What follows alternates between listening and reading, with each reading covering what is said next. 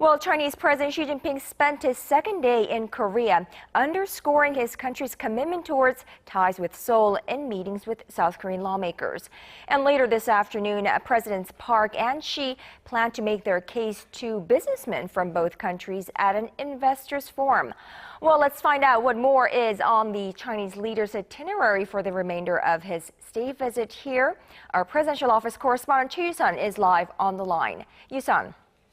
Conn-young, Chinese President Xi Jinping, who met with Korean National Assembly Speaker Ui-hwa earlier this Friday, responded positively to Chung's proposal to set up a trilateral historical research committee with Japan, emphasizing the need for the three Northeast Asian neighbors to share the same historical perspectives. The speaker talked about a three-nation committee that would one day jointly publish school texts. To that end, the Chinese leader said the committee would serve to correct historical misunderstandings involving the three countries. The comments come at a time when the Abe administration in Tokyo continues to deny its imperialist atrocities. And Beijing, locked in a bitter territorial dispute with Tokyo, has been pushing for more cooperation with Seoul on historical issues. Chung then expressed his hopes to invite his Chinese counterpart Zhang to Seoul, to which President Xi said he plans to suggest to Zhang more frequent exchanges and active dialogue between the two parliaments.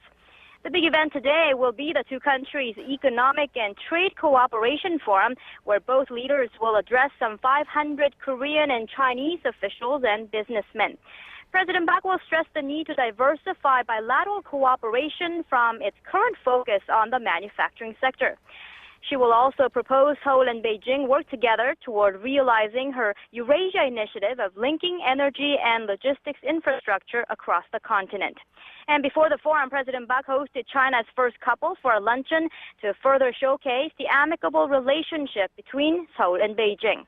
Just before wrapping up his Seoul visit today, President Xi will meet with Chinese residents here in Korea.